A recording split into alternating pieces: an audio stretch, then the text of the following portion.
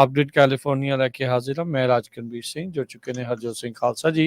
हरजोत सिंह जी, जी आਇਆਂ ਨੂੰ ਸਵਾਗਤ ਹੈ। ਸਤਿ ਸ੍ਰੀ ਅਕਾਲ। ਸਤਿ ਸ਼੍ਰੀ ਅਕਾਲ, ਧੰਨਵਾਦ ਜੀ ਆਇਆਂ ਨੂੰ। ਪੰਜਾਬੀ ਰੇਡੀਓ ਯੂਐਸਏ ਦੇ ਜਿੰਨੇ ਵੀ ਸਰੋਤੇ ਸਾਡੇ ਸਾਰੇ ਹੀ AM ਸਟੇਸ਼ਨਸ, FM ਸਟੇਸ਼ਨਸ, ਘਰਾਂ ਦੇ ਵਿੱਚ ਰੇਡੀਓ ਸੈਟਸ ਦੇ ਰਾਹੀਂ, ਟੈਲੀਫੋਨ ਦੇ ਰਾਹੀਂ, ਫੇਸਬੁੱਕ, YouTube ਤੇ ਲਾਈਵ ਦੇਖ ਰਹੇ ਹੋ, ਸੁਣ ਰਹੇ ਹੋ, ਸਾਰਿਆਂ ਨੂੰ ਜੀ ਆਇਆਂ ਨੂੰ ਤੇ ਬਹੁਤ ਹੀ ਪਿਆਰ ਤੇ ਸਤਿਕਾਰ ਭਰੀ ਸਤਿ ਸ਼੍ਰੀ ਅਕਾਲ ਸਰੋਤਿਓ। ਅੱਜ ਜੁਲਾਈ ਦੀ 15 ਤਰੀਕ ਆ, ਦਿਨ ਸੋਮਵਾਰ ਆ। ਤੁਹਾਡੇ ਲਈ ਸ਼ਾਮ ਦਾ ਅਪਡੇਟ ਕੈਲੀਫੋਰਨੀਆ ਪ੍ਰੋਗਰਾਮ ਲੈ ਕੇ ਹਾਜ਼ਰ ਹੋਏ ਹਾਂ। ਸਾਡੇ ਅੱਜ ਦੇ ਇਸ ਪ੍ਰੋਗਰਾਮ ਨੂੰ ਸਪਾਂਸਰ ਕਰਦੇ ਨੇ ਖਾਲਸਾ ਇੰਸ਼ੋਰੈਂਸ ਏਜੰਸੀ, ਜਿਨ੍ਹਾਂ ਦੇ ਕੋਲੋਂ ਹਰ ਇੱਕ ਤਰੀਕੇ ਦੀ ਇੰਸ਼ੋਰੈਂਸ ਕਰਵਾ ਸਕਦੇ ਹੋ।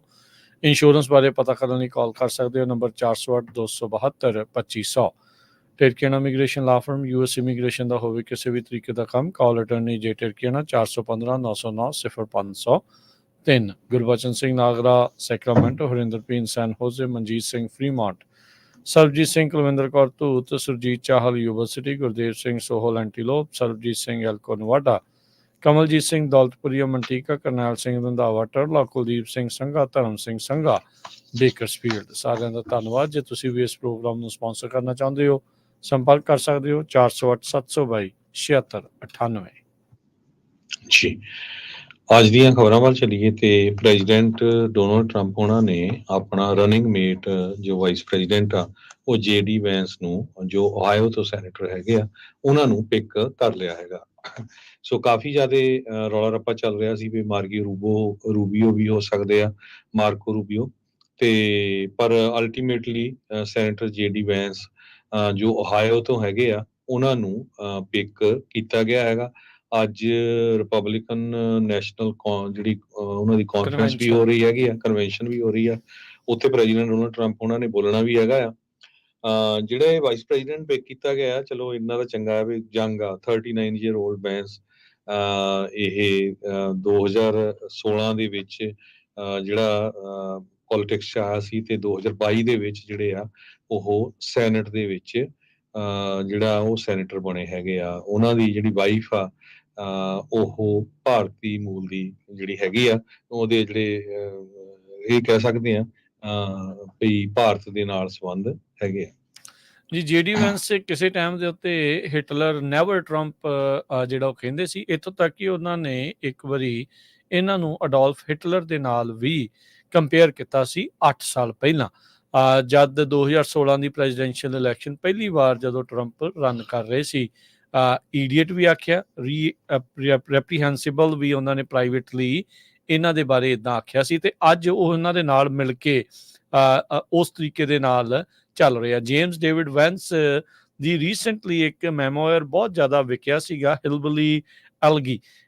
ਉਸ ਤੋਂ ਬਾਅਦ ਦੇ ਵਿੱਚ ਇਹ US ਦੇ ਵਿੱਚ ਜਿਹੜੇ ਸੈਨੇਟਰ ਵੀ ਜਿਹੜੇ ਉਹ ਬਣੇ ਆ, ਤੇ ਹੁਣ ਕਹਿੰਦੇ ਵੀ ਓਪਰਚੁਨਿਟਿਜ਼ਮ ਆਈਡੀਓਲੋਜੀ ਦੇ ਨਾਲੋਂ ਜਿਹੜਾ ਮੌਕੇ ਨੂੰ ਦੇਖਦੇ ਹੋਏ ਉਹਨਾਂ ਦੇ ਨਾਲ ਜੁੜੇ ਆ।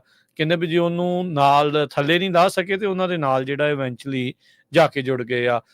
ਕੱਲ ਵੀ ਉਹਨਾਂ ਨੇ ਇਹ ਜਿਹੜੀ ਸ਼ੂਟਿੰਗ ਤੋਂ ਬਾਅਦ ਚ, ਅਸੈਸੀਨੇਸ਼ਨ ਅਟੈਂਪਟ ਤੋਂ ਬਾਅਦ ਦੇ ਵਿੱਚ ਆਪਣਾ ਜਿਹੜਾ ਉਹ ਵਿਚਾਰ ਵੀ ਦਿੱਤੇ ਸੀਗੇ। ਮਰੀਨ ਕਾਰਪਸ ਦੇ ਵਿੱਚ ਸਰਵ ਕਰ ਚੁੱਕੇ ਆ, ਯੇਲ ਲਾ ਸਕੂਲ ਨੂੰ ਇਹਨਾਂ ਨੇ ਅਟੈਂਡ ਕੀਤਾ ਆ, ਤੇ ਵੈਂਚਰ ਕੈਪੀਟਲਿਸਟ ਸੈਨ ਫਰਾਂਸਿਸਕੋ ਦੇ ਵਿੱਚ ਵੀ ਜਿਹੜੇ ਆ ਉਦੋਂ ਰਹੇ ਆ। ਤੇ 2016 ਦੀ ਕਿਤਾਬ ਤੋਂ ਬਾਅਦ ਦੇ ਵਿੱਚ ਹੀ ਇਹਨਾਂ ਦੇ ਬਾਰੇ ਜਿਹੜਾ ਆ ਉਹ ਦੁਨੀਆ ਨੂੰ ਜਿਹੜਾ ਉਹ ਪਤਾ ਲੱਗਾ ਆ।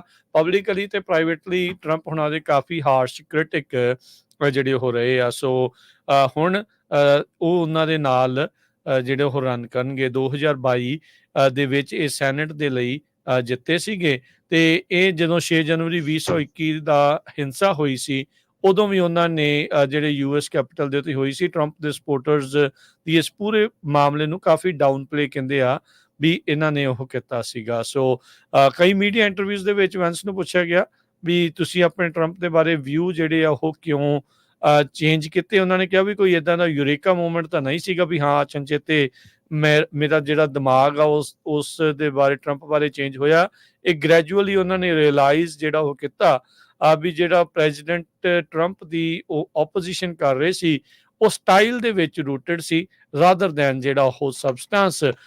ਤੇ ਉਹਨਾਂ ਨੇ ਇਹ ਵੀ ਮੰਨਿਆ, ਉਹ ਮੰਨਦੇ ਆ ਵੀ ਜਿਹੜਾ ਟਰੰਪ ਹੁਣਾਂ ਦੇ ਜਿਹੜਾ ਫ੍ਰੀ ਟ੍ਰੇਡ ਆ, ਉਹਦੇ ਨਾਲ ਮਿਡਲ ਅਮਰੀਕਾ ਆ ਉਹ ਕਾਫੀ ਜ਼ਿਆਦਾ ਖੋਖਲਾ ਜਿਹੜਾ ਉਹ ਹੋਇਆ ਆ, ਜਿਸ ਦੇ ਨਾਲ ਡੋਮੈਸਟਿਕ ਮੈਨੂਫੈਕਚਰਿੰਗ ਜਿਹੜੀ ਉਹ ਕ੍ਰਸ਼ ਹੋਈ ਆ। ਅਜੇ ਤੱਕ ਅਮਰੀਕਾ ਦੁਬਾਰਾ ਉਸ ਤਰੀਕੇ ਦੇ ਨਾਲ ਮੈਨੂਫੈਕਚਰਿੰਗ ਜਿਹੜਾ ਉਹ ਨਹੀਂ ਕਰ ਰਿਹਾ ਹੈਗਾ। ਸੋ ਇੱਕ ਟਾਈਮ ਦੇ ਉੱਤੇ ਆਈ ਥਿੰਕ ਬਰਗਮ ਦਾ ਵੀ ਜਿਹੜਾ ਉਹ ਨਾਮ ਆ ਰਿਹਾ ਸੀਗਾ, ਤੇ ਮਾਰਕੋ ਰੂਬੀਓ ਹੁਣੇ ਵੀ ਜਿਹੜੇ ਉਹ ਬਾਅਦ ਦੇ ਵਿੱਚ ਪਿੱਛੇ ਜਿਹੜੇ ਉਹ ਰਹਿ ਗਏ ਸੀਗੇ। ਸੋ ਓਹਾਇਓ ਇਹ ਸਵਿੰਗ ਸਟੇਟ ਆ, ਇਹ ਵੀ ਆਪਣੇ ਜਿਹੜੇ ਦਰਸ਼ਕਾਂ ਸਰੋਤਿਆਂ ਨੂੰ ਦੱਸਦੇ ਜਾਈਏ। ਸੋ ਬਹੁਤ ਜ਼ਿਆਦਾ ਜਿਹੜੀ ਸਿਆਸਤ ਵੀ ਇਸ ਦੇ ਪਿੱਛੇ ਜਿਹੜੀ ਉਹ ਪ੍ਰੇਰਿਤ ਹੋ ਸਕਦੀ ਆ, ਪਰ ਹਾਲ ਦੀ ਘੜੀ ਇੱਕ ਕਾਫੀ ਨੌਜਵਾਨ ਨੂੰ ਟਰੰਪ ਹੋਣਾ ਨੇ JD ਵੈਂਸ ਨੂੰ ਉਹਨਾਂ ਨੇ ਸਿਲੈਕਟ ਜਿਹੜਾ ਉਹ ਕੀਤਾ ਆ, ਆਪਣਾ ਪਿਕ ਕੀਤਾ ਆ ਰਨਿੰਗ ਮੇਟ ਦੇ ਤੌਰ ਦੇ ਉੱਤੇ। JD ਵੈਂਸ ਦੇ ਬਹੁਤ ਸਾਰੇ ਲੋਕਾਂ ਨਾਲ ਸੰਬੰਧ ਆ, ਸਿਲੀਕਨ ਵੈਲੀ ਦੀ ਜਿਹੜੀਆਂ ਕੰਪਨੀਆਂ ਆ ਤੇ ਇਨਵੈਸਟਰਸ ਦੇ ਨਾਲ। ਸੋ ਬੇ ਏਰੀਏ ਦੇ ਨਾਲ ਕਾਫੀ ਕਨੈਕਸ਼ਨ ਆ ਉਹਨਾਂ ਦਾ। Tech investor Peter Thiel, Mark Andreessen, tech executive Eric Schmidt ਤੇ ਸਟੀਵ ਕੇਸ, ਇਹਨਾਂ ਸਾਰਿਆਂ ਦੇ ਨਾਲ ਉਹਨਾਂ ਨੇ ਕੰਮ ਕੀਤਾ ਹੈਗਾ। ਕਹਿੰਦੇ ਭਈ ਜਿਹੜਾ ਸਿਲੀਕਨ ਵੈਲੀ ਦੇ ਨਾਲ ਤੇ ਟੈਕ ਇੰਡਸਟਰੀ ਦੇ ਨਾਲ ਜਿਹੜਾ ਰਿਲੇਸ਼ਨ ਆ, ਉਹ 2024 ਦੀ ਜਿਹੜੀ ਇਲੈਕਸ਼ਨ ਆ ਉਹਦੇ ਵਿੱਚ ਕਾਫੀ ਜਿਹੜਾ ਅਸਰ ਪਾ ਸਕਦਾ ਹੈਗਾ ਆ। ਤੇ ਕਹਿੰਦੇ ਵੀ ਜਿਹੜਾ ਬੰਦਾ ਟੈਕਨੋਲੋਜੀ ਬੈਕਗਰਾਊਂਡ ਤੋਂ ਆ ਰਿਹਾ, ਸਟਾਰਟਅਪ ਵਾਲੀਆਂ ਕੰਪਨੀਆਂ ਵਾਲੀ ਸਾਈਡ ਤੋਂ ਆ ਰਿਹਾ, ਤੇ ਉਹਨੂੰ ਪਤਾ ਆ ਵੀ ਐਂਟਰਪ੍ਰੀਨਿਓਰਸ਼ਿਪ ਕਿੱਦਾਂ ਜਿਹੜੀ ਆ ਅੰਡਰਸਟੈਂਡ ਕਰਨਾ ਹੈਗਾ। ਸੋ ਇਹ ਜਿਹੜੇ ਇੱਕ ਸੈਨ ਹੋਜ਼ੇ ਸਟੇਟ ਯੂਨੀਵਰਸਿਟੀ ਦੇ ਸੋਸ਼ਲ ਮੀਡੀਆ ਪ੍ਰੋਫੈਸਰ ਮੈਟ ਕੈਬਟ ਆ, ਉਹਨਾਂ ਨੇ ਇਹ ਕਿਹਾ। ਪਰ ਕਹਿੰਦੇ ਇੱਕ ਕੁਐਸਚਨ ਜ਼ਰੂਰ ਹੋਊਗਾ ਵੀ ਟਿਕਟੌਕ ਦੇ ਮਾਮਲੇ ਤੇ ਇਹਨਾਂ ਦਾ ਕੀ ਸਟੈਂਡ ਹੋਊਗਾ। ਇੱਕ ਪਾਸੇ ਤਾਂ ਟੈਕਨੋਲੋਜੀ ਨੂੰ ਜਿਹੜਾ ਪਿਆਰ ਕਰਨ ਵਾਲੇ ਆ ਜਾਂ ਉਹਦੇ ਵਿੱਚ ਬਿਜ਼ਨਸ ਕਰਦੇ ਰਹੇ ਆ, ਤੇ ਦੂਸਰੇ ਪਾਸੇ ਜੇ ਅਮਰੀਕਾ ਦੀ ਸਰਕਾਰ ਟਿਕਟੌਕ ਨੂੰ ਬੈਨ ਕਰਨ ਜਾ ਰਹੀ ਆ, ਉਹਦੇ ਉੱਤੇ ਜਿਹੜਾ JD ਵੈਂਸ ਆ ਉਹਨਾਂ ਦਾ ਕੀ ਸਟੈਂਡ ਰਹੂਗਾ। ਜੀ, ਅਗਲੀ ਜਿਹੜੀ ਗੱਲ ਕਰਦੇ ਜਾਈਏ, ਜਿਹੜੀ ਕਹਿੰਦੇ ਵੀ ਰਾਈਫਲ ਵਰਤੀ ਗਈ ਟਰੰਪ ਹੋਣਾ ਦੇ ਉੱਤੇ ਸ਼ੂਟ ਕਰਨ ਦੇ ਲਈ, ਟਰੰਪ ਦੇ ਜਿਹੜੇ ਰੈਲੀ ਸ਼ੂਟਰ ਦੇ ਦੁਆਰਾ, ਉਹ 11 ਸਾਲ ਪਹਿਲਾਂ ਜਿਹੜੀ ਆ ਖਰੀਦੀ ਗਈ ਸੀ।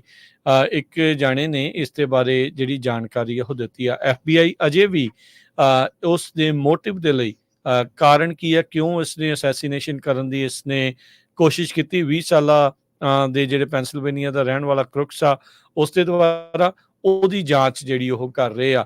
FBI ਨੇ ਇਹ ਵੀ ਕਿਹਾ ਵੀ ਇਸ ਨੂੰ ਡੋਮੈਸਟਿਕ ਟੈਰਰਿਜ਼ਮ ਦੇ ਤੌਰ ਦੇ ਉੱਤੇ ਜਿਹੜਾ ਉਹ ਦੇਖਿਆ ਜਾ ਰਿਹਾ, ਉਸ ਨੂੰ ਇਨਵੈਸਟੀਗੇਟ ਕੀਤਾ ਜਾ ਰਿਹਾ ਆ। ਕਹਿੰਦੇ ਵੀ ਗਨਮੈਨ ਦੇ ਪਿਓ ਦੇ ਦੁਆਰਾ 2013 ਦੇ ਵਿੱਚ ਇਸ ਨੂੰ ਖਰੀਦਿਆ ਗਿਆ ਸੀ। ਥਾਮਸ ਮੈਥਿਊ ਕ੍ਰੁਕਸ ਨੇ ਕਹਿੰਦੇ ਵੀ ਗਨ ਸਟੋਰ ਤੋਂ ਸੇਮ ਡੇ ਸ਼ੂਟਿੰਗ, ਜਿਸ ਦਿਨ ਉਹਨੇ ਸ਼ੂਟਿੰਗ ਕੀਤੀ ਉਸੇ ਦਿਨ ਸਵੇਰੇ 50 ਜਿਹੜੀਆਂ ਗੋਲੀਆਂ ਆ ਉਹ ਖਰੀਦੀਆਂ ਸੀਗੀਆਂ। ਇਹ ਕਹਿੰਦੇ ਵੀ ਇਨਫੋਰਮੇਸ਼ਨ ਅਜੇ ਪਬਲਿਕਲੀ ਰਿਲੀਜ਼ ਨਹੀਂ ਆ, ਪਰ ਇਸ ਬੰਦੇ ਨੇ ਗੁਪਤ ਰਹਿਣ ਦੀ ਜਿਹੜੀ ਸ਼ਰਤ ਦੇ ਉੱਤੇ ਜਿਹੜੀਆਂ ਇਹ ਜਾਣਕਾਰੀਆਂ ਬਾਹਰ ਜਿਹੜੀਆਂ ਉਹ ਲਿਆਂਦੀਆਂ ਆ। ਸੋ ਅਧਿਕਾਰੀ ਅਜੇ ਵੀ ਇਹ ਕੋਸ਼ਿਸ਼ ਕਰ ਰਹੇ ਆ ਲੱਭਣ ਦੀ ਵੀ ਕ੍ਰੁਕਸ ਨੇ ਜਿਹੜਾ ਓਪਨ ਫਾਇਰ ਜਿਹੜਾ ਉਹ ਕੀਤਾ ਟਰੰਪ ਨਾਲ ਦੇ ਉੱਤੇ, ਪਿੱਛੇ ਕਾਰਨ ਕੀ ਸੀ, ਤੇ ਓਬਵੀਅਸਲੀ ਜਿਹੜਾ ਸਿਕਿਉਰਿਟੀ ਲੈਪਸ ਹੋਇਆ ਆ ਬਹੁਤ ਵੱਡਾ, ਉਸ ਦੀ ਜਿਹੜੀ ਜਾਂਚ ਆ ਉਹ ਚੱਲ ਰਹੀ ਹੈਗੀ ਆ।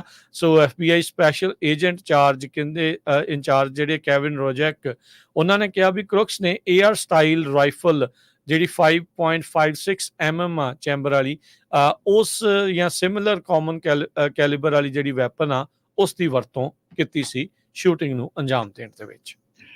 ਅੱਜ ਜਿਹੜੀ ਆ ਰਿਪਬਲਿਕਨ ਨੈਸ਼ਨਲ ਕਨਵੈਨਸ਼ਨ ਸ਼ੁਰੂ ਹੋ ਗਈ ਆ ਮਿਲਵਾਕੀ ਵਿਸਕੌਨਸਨ ਦੇ ਵਿੱਚ, ਤੇ ਪ੍ਰੈਜ਼ੀਡੈਂਟ ਡੋਨਲਡ ਟਰੰਪ ਹੁਣੀ ਆਲਰੇਡੀ ਉੱਥੇ ਪਹੁੰਚੇ ਹੋਏ ਆ। ਤੇ ਪਹਿਲੀ ਵਾਰੀ ਉਹ ਬੋਲਣਗੇ ਅਸੈਸੀਨੇਸ਼ਨ ਅਟੈਂਪਟ ਤੋਂ ਬਾਅਦ। 1215 ਡੈਲੀਗੇਟ ਉਹਨਾਂ ਨੂੰ ਚਾਹੀਦੇ ਆ ਨੋਮੀਨੇਸ਼ਨ ਦੇ ਲਈ, ਉਹ ਤਾਂ ਕਹਿੰਦੇ ਈਜ਼ਲੀ ਉਹਨਾਂ ਨੂੰ ਜਿਹੜੇ ਮਿਲੇ ਜਾਣੇ ਆ। ਨਿੱਕੀ ਹੈਲੀ ਪਹਿਲਾਂ ਨਹੀਂ ਬੋਲ ਰਹੇ ਸੀ, ਹੁਣ ਇਸ ਵਾਰੀ ਜ਼ਰੂਰ ਉਹ ਕਹਿੰਦੇ ਵੀ ਇਸ ਕਨਵੈਨਸ਼ਨ ਦੇ ਵਿੱਚ ਬੋਲਣ ਜਾ ਰਹੇ ਆ। ਪ੍ਰੈਜ਼ੀਡੈਂਟ ਡੋਨਲਡ ਟਰੰਪ ਉਹਨਾਂ ਦੀ ਵਾਈਫ ਮਲੇਨੀਆ ਟਰੰਪ ਇਸ ਵਾਰੀ ਨਹੀਂ ਬੋਲਣਗੇ, ਨਾ ਹੀ ਜਿਹੜੀ ਉਹਨਾਂ ਦੀ ਡਾਟਰ ਆ ਉਹ ਹੀ ਬੋਲਣਗੇ, ਪਰ ਉਹਨਾਂ ਦੇ 2 ਬੇਟੇ ਤੇ ਇੱਕ ਬੇਟੇ ਦੀ ਜਿਹੜੀ ਵਾਈਫ ਆ ਉਹ ਉੱਥੇ ਬੋਲਣਗੇ।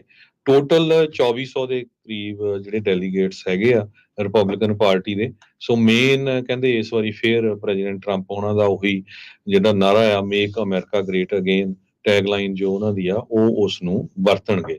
ਤੇ 8:30 ਵਜੇ ਦੇ ਕਰੀਬ ਕੈਲੀਫੋਰਨੀਆ ਦੇ ਸਮੇਂ ਮੁਤਾਬਕ ਹਰਮੀਤ ਕੌਰ ਢਿੱਲੋਂ, ਜੋ ਆਪਣੇ ਬੇ ਏਰੀਏ ਤੋਂ ਸੈਨ ਫਰਾਂਸਿਸਕੋ ਤੋਂ ਲਾਇਰ ਹੈਗੇ ਆ, ਤੁਸੀਂ ਉਹਨਾਂ ਨੂੰ ਦੇਖਦੇ ਰਹੇ ਆ, ਰਿਪਬਲਿਕਨ ਪਾਰਟੀ ਦੇ ਨਾਲ ਬਹੁਤ ਵੱਡੇ ਕੇਸਾਂ ਦੇ ਵਿੱਚ ਉਹ ਫਾਈਟ ਕਰਦੇ ਰਹੇ ਹੈਗੇ ਉਹਨਾਂ ਦੇ ਲਈ, ਤੇ ਉਹ ਅਰਦਾਸ ਵੀ ਕਰਨਗੇ, ਸਿੱਖ ਅਰਦਾਸ ਜਿਹੜੀ ਆ 8:30 ਵਜੇ ਦੇ ਕਰੀਬ ਕਰਨਗੇ।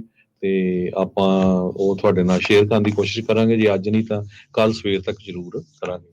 2016 ਦੇ ਵਿੱਚ ਵੀ ਉਹਨਾਂ ਨੇ ਜਿਹੜੀ ਅਰਦਾਸ ਇਹੀ ਕਨਵੈਨਸ਼ਨ ਦੇ ਉੱਤੇ ਕੀਤੀ ਸੀ, 2020 ਦੇ ਵਿੱਚ ਨਹੀਂ ਜ਼ਿਕਰ ਹੋਇਆ ਇਸ ਚੀਜ਼ ਦਾ, ਤੇ ਇਸ ਵਾਰ ਫਿਰ 2024 ਦੇ ਵਿੱਚ ਦੁਬਾਰਾ ਜਿਹੜੀ ਹਰਮੀਤ ਢਿੱਲੋਂ ਸੇਮ ਉਹੀ ਲਾਇਰ ਜਿਹੜੇ ਆ ਉਹ ਇਸ ਟਾਈਮ ਅਰਦਾਸ ਜਿਹੜੀ ਉੱਥੇ ਕਰਨਗੇ। ਸੋ ਰੀਸੈਂਟਲੀ ਆਪਾਂ ਵੇਖਿਆ ਸੀਗਾ ਵੀ ਸਦਨ ਦੇ ਵਿੱਚ ਵੀ, ਹਾਊਸ ਦੇ ਵਿੱਚ ਵੀ ਇੱਕ ਸੈਸ਼ਨ ਦੀ ਜਿਹੜੀ ਸ਼ੁਰੂਆਤ ਆ ਉਹ ਅਰਦਾਸ ਦੇ ਨਾਲ ਹੋਈ ਸੀਗੀ। ਅਗਲੀ ਜਿਹੜੀ ਗੱਲ ਕਰੀਏ, ਗਵਰਨਰ ਗੈਵਿਨ ਨਿਊਸਮ ਆ, ਉਹਨਾਂ ਨੇ 5 ਦਰਜਨ ਜਿਹੜੇ ਆਫਿਸਰਸ ਆ ਉਹ ਕੈਲੀਫੋਰਨੀਆ ਤੋਂ ਰਿਪਬਲਿਕਨ ਨੈਸ਼ਨਲ ਕਨਵੈਨਸ਼ਨ ਦੇ ਵੱਲ ਨੂੰ ਘੱਲੇ ਨੇ। CHP ਤੇ ਹੋਰ ਜਿਹੜੇ ਕਈ ਪੁਲਿਸ ਡਿਪਾਰਟਮੈਂਟਸ ਤੋਂ ਜਿਹੜੇ ਇਹਨਾਂ ਅਫਸਰਾਂ ਨੂੰ ਉੱਥੇ ਘੱਲਿਆ ਗਿਆ ਆ ਵਿਸਕੌਨਸਨ ਦੇ ਵਿੱਚ। 61 ਜਿਹੜੇ ਆਫਿਸਰ ਆ ਸਟੇਟ ਦੇ ਵਿੱਚੋਂ ਉਹਨਾਂ ਨੂੰ ਡਿਪਲੋਏ ਕੀਤਾ ਜਾਊਗਾ। ਜਿਹੜੀ ਸਟੇਟ ਦੀ emergency management assistant compact EMAC ਦੇ ਤਹਿਤ, ਜੋ ਕਿ ਲੋਕਲ, ਸਟੇਟ ਤੇ ਫੈਡਰਲ ਲਾ ਐਨਫੋਰਸਮੈਂਟ ਦੇ ਨਾਲ ਜਿਹੜਾ ਮਿਲਵਾਕੀ ਦੇ ਵਿੱਚ ਇਸ ਕਨਵੈਨਸ਼ਨ ਵਿੱਚ ਸੁਰੱਖਿਆ ਜਿਹੜੀ ਆ ਉਹ ਪ੍ਰਦਾਨ ਕਰਨਗੇ। ਕਹਿੰਦੇ ਵੀ ਲਾ ਐਨਫੋਰਸਮੈਂਟ ਤੇ ਸਿਕਿਉਰਿਟੀ ਜਿਹੜੀ ਕਨਵੈਨਸ਼ਨ ਤੇ ਹੋਊਗੀ ਉਹ ਆਲਰੇਡੀ ਸਕਰੂਟਨੀ ਦੇ ਅੰਦਰ ਆ, ਕਿਉਂਕਿ ਸੈਟਰਡੇ ਨੂੰ ਜਿਹੜੀ ਅਸੈਸੀਨੇਸ਼ਨ ਅਟੈਂਪਟ ਹੋਈ ਸੀ ਡੋਨਲਡ ਟਰੰਪ ਹੋਣਾ ਦੀ, ਜਿਹੜੇ ਸਾਬਕਾ ਰਾਸ਼ਟਰਪਤੀ ਦੇ ਪ੍ਰੈਜ਼ੰਪਟਿਵ ਰਿਪਬਲਿਕ ਨੋਮੀਨੀ, ਉਹ ਕਹਿੰਦੇ ਵੀ ਕਰਾਊਡ ਨੂੰ ਅੱਜ ਪਹਿਲੀ ਵਾਰ, ਜਿੱਦਾਂ ਤੁਸੀਂ ਪਹਿਲਾਂ ਵੀ ਦੱਸਿਆ ਆ, ਵੀ ਉਹ ਸੰਬੋਧਨ ਕਰਨ ਜਾ ਰਹੇ ਆ। ਸਟੇਟਮੈਂਟ ਜਾਰੀ ਕਰਦੇ ਹੋਏ ਨਿਊਸਮ ਹੁਣਾਂ ਨੇ ਜਿਹੜਾ ਉਹ ਕਿਹਾ ਵੀ ਪਬਲਿਕ ਸੇਫਟੀ ਪਾਰਟੀ ਲਾਈਨ ਤੋਂ ਉੱਤੇ ਆ। ਸੋ ਇਸ ਲਈ ਜਿਹੜੇ ਆ ਇਹਨਾਂ ਨੇ 61 ਜਿਹੜੇ ਅਫਸਰ ਆ ਲਾ ਐਨਫੋਰਸਮੈਂਟ ਦੇ ਕੈਲੀਫੋਰਨੀਆ ਤੋਂ ਮਿਲਵਾਕੀ ਨੂੰ ਘੱਲੇ ਆ। CHP ਦੇ ਨਾਲ ਜਿਹੜੇ ਬੇਕਰਸਫੀਲਡ, ਫਰੈਜ਼ਨੋ, ਲੌਂਗ ਬੀਚ, ਇਹਨਾਂ ਦੇ ਪੁਲਿਸ ਡਿਪਾਰਟਮੈਂਟ ਦੇ ਅਧਿਕਾਰੀ ਜਿਹੜੇ ਆ ਉੱਥੇ ਡਿਪਲੋਏ ਕੀਤੇ ਜਾਣਗੇ। ਜੀ ਬਿਲਕੁਲ, 10 ਦੇ ਕਰੀਬ ਜਿਹੜੇ ਪੁਲਿਸ ਆਫੀਸਰਸ ਆ ਉਹ ਫ੍ਰੈਜ਼ਨੋ ਤੋਂ ਵੀ ਗਏ ਹੈਗੇ ਆ। ਅਗਲੀ ਖਬਰ ਵੱਲ ਚੱਲੀਏ ਤੇ ਕੈਲੀਫੋਰਨੀਆ ਦੇ ਵਿੱਚ ਕਹਿੰਦੇ ਭਈ ਰੀਯੂਜ਼ੇਬਲ ਪਲਾਸਟਿਕ ਕੱਪ, ਇਹ ਹੁਣ ਫਾਸਟ ਫੂਡ ਤੇ ਕਾਫੀ ਦੇ ਜਿਹੜੇ ਰੈਸਟੋਰੈਂਟ ਆ ਉਹਨਾਂ ਦੇ ਉੱਤੇ ਆ ਰਹੇ ਹੈਗੇ ਆ। ਇੱਕ ਕੈਲੀਫੋਰਨੀਆ ਦਾ ਜਿਹੜਾ ਸ਼ਹਿਰ ਆ ਉਹਨਾਂ ਨੇ ਇਹ ਟ੍ਰਾਇਲ ਪ੍ਰੋਜੈਕਟ ਵਾਂਗ ਇਸ ਨੂੰ ਸ਼ੁਰੂ ਕਰ ਦਿੱਤਾ ਹੈਗਾ। ਇਹ ਦੇਖਦੇ ਆ ਵੀ ਕਿੱਦਾਂ ਦਾ ਇਹਨਾਂ ਦਾ ਜਿਹੜਾ ਰਿਜ਼ਲਟ ਆਉਂਦਾ ਹੈਗਾ। ਉਹ ਤੋਂ ਬਾਅਦ ਹੋ ਸਕਦਾ ਵੀ ਬਾਕੀ ਜਿਹੜੇ ਆ ਹੋਰ ਰੈਸਟੋਰੈਂਟ ਉਹਨਾਂ ਤੇ ਵੀ ਯੂਜ਼ ਕੀਤੇ ਜਾਣ। ਸੋ ਰੀਯੂਜ਼ੇਬਲ ਕੱਪ, ਕਿਉਂਕਿ ਪਲਾਸਟਿਕ ਬਹੁਤ ਜ਼ਿਆਦਾ ਹੋ ਗਈ ਆ, ਇਹ ਬੰਦ ਹੋਣੀ ਚਾਹੀਦੀ ਆ। ਕੋਸ਼ਿਸ਼ ਤਾਂ ਹੋ ਰਹੀ ਆ, ਪਰ ਆਪਾਂ ਇੰਨਾ ਵੀ ਗੁੱਡ ਆ ਵੀ ਬਹੁਤ ਸਾਰੇ ਗੁਰੂ ਘਰਾਂ ਦੇ ਵਿੱਚ ਹੁਣ ਸਟੀਲ ਵਾਲੇ ਭਾਂਡੇ ਜਿਹੜੇ ਉਹ ਵਰਤੇ ਜਾਂਦੇ ਆ, ਤਾਂ ਕਿ ਜਿਹੜਾ ਆ ਪਲਾਸਟਿਕ ਆ ਉਸ ਨੂੰ ਘੱਟ ਵਰਤਿਆ ਜਾਵੇ।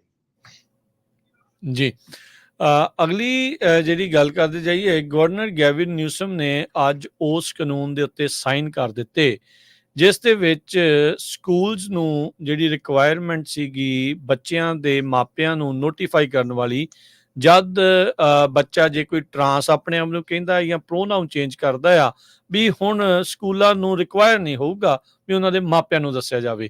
ਸੋ ਇਨਫੈਕਟ ਉਹ ਜਿਹੜੇ ਰੂਲਸ ਆ ਉਹਨਾਂ ਨੂੰ ਹੀ ਉਹਨਾਂ ਨੇ ਬੈਨ ਜਿਹੜਾ ਉਹ ਕਰ ਦਿੱਤਾ ਆ। ਬੀਤੇ ਹਫ਼ਤਿਆਂ ਦੇ ਵਿੱਚ ਇਹ ਜਿਹੜਾ ਕਾਨੂੰਨ ਆ ਕੈਲੀਫੋਰਨੀਆ ਦੀ ਅਸੈਂਬਲੀ ਦੇ ਵਿੱਚ ਪਾਸ ਹੋਇਆ ਸੀ, ਜਿੱਥੇ ਕਈ ਸਕੂਲਾਂ ਨੇ ਆਪਣੇ ਪੱਧਰ ਦੇ ਉੱਤੇ ਪਾਲਿਸੀਜ਼ ਜਿਹੜੀਆਂ ਉਹ ਪਹਿਲਾਂ ਪਾਸ ਕੀਤੀਆਂ ਸੀ, ਜਿਸ ਤੋਂ ਬਾਅਦ ਦੇ ਵਿੱਚ ਕੈਲੀਫੋਰਨੀਆ ਦੇ ਜਿਹੜੇ ਅਟਰਨੀ ਜਨਰਲ ਆ ਉਹਨਾਂ ਦੇ ਨਾਲ ਇਹਨਾਂ ਦਾ ਪੇਚਾ ਵੀ ਜਿਹੜਾ ਉਹ ਪੈਂਦਾ ਰਿਹਾ ਵੀ ਜੇ ਕੋਈ ਨਿਆਣਾ ਆਪਣੇ ਆਪ ਨੂੰ ਜੈਂਡਰ ਆਈਡੈਂਟੀਫਿਕੇਸ਼ਨ ਆਪਣੀ ਉਹ ਚੇਂਜ ਕਰਦਾ ਆ ਤਾਂ ਬੰਦੇ ਤੋਂ ਉਹ ਮੁੰਡੇ ਤੋਂ ਕੁੜੀ ਜਾਂ ਕੁੜੀ ਤੋਂ ਆਪਣੇ ਆਪ ਨੂੰ ਮੁੰਡਾ ਕਹਿੰਦਾ ਆ ਤਾਂ ਉਹ ਨੋਟੀਫਾਈ ਕਰਨਾ ਪੈਂਦਾ ਸੀਗਾ ਪੇਰੈਂਟਸ ਨੂੰ, ਪਰ ਇਹਨਾਂ ਨੇ ਉਸ ਦੇ ਉੱਤੇ ਬੈਨ ਲਾ ਦਿੱਤਾ।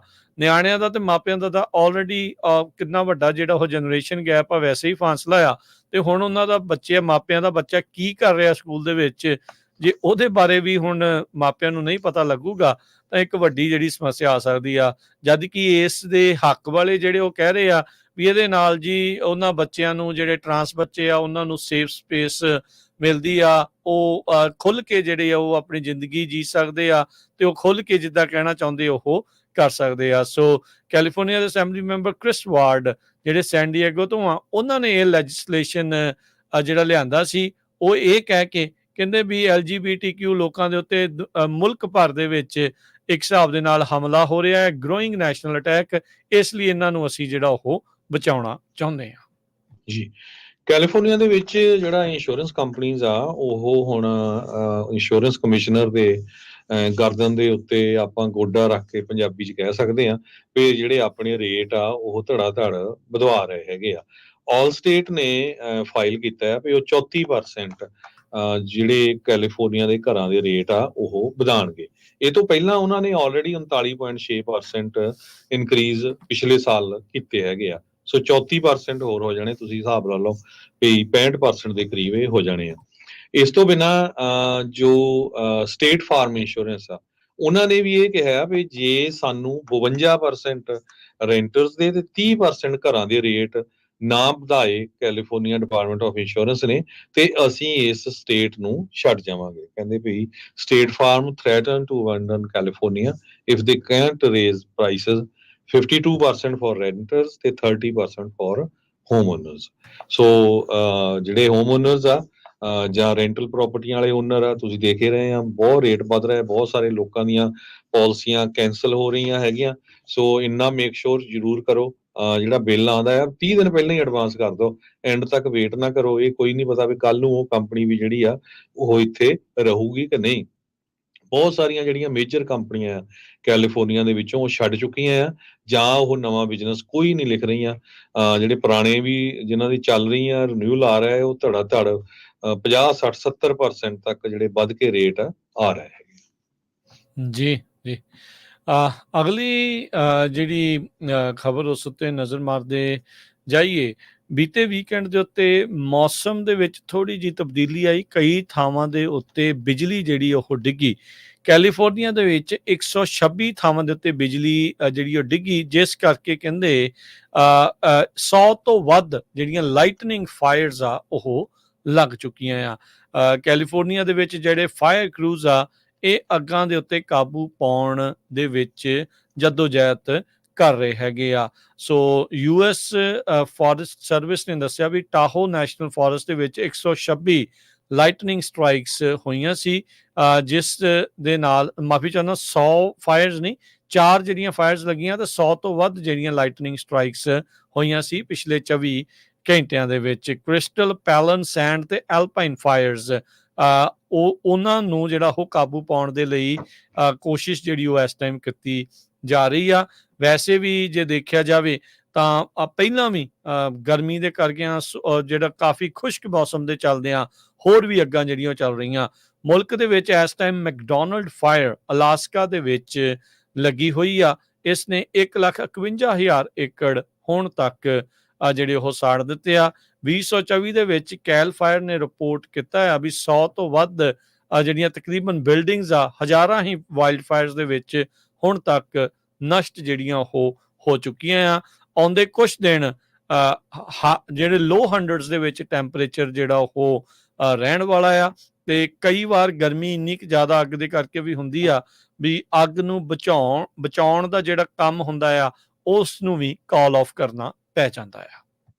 ਤੇ ਆਪਾਂ ਸਟਾਕ ਮਾਰਕੀਟ ਦੀ ਗੱਲ ਵੀ ਕਰਨੀ ਆ, ਤੇ ਜੇ ਕਰੰਸੀ ਦੀ ਗੱਲ ਕਰਦੇ ਜਾਈਏ, ਇੱਕ US$ ਦੇ ਬਰਾਬਰ ਇੰਡੀਆ ਦੇ 83 ਰੁਪਏ ਤੇ 58 ਪੈਸੇ ਰਹੇ ਆ। ਇੱਕ US$ ਦੇ ਬਰਾਬਰ ਪਾਕਿਸਤਾਨ ਦੇ 278 ਰੁਪਏ ਤੇ 15 ਪੈਸੇ।